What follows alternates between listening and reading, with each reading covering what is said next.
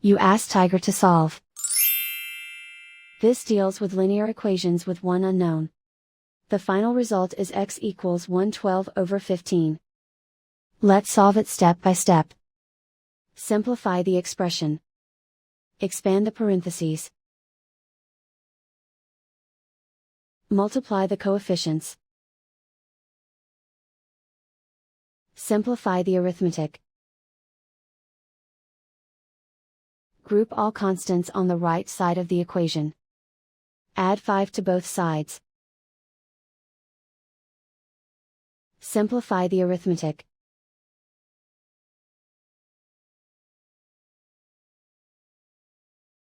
Isolate the x.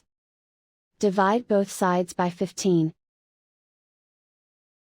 Simplify the fraction. And so the final result is x equals 112/15.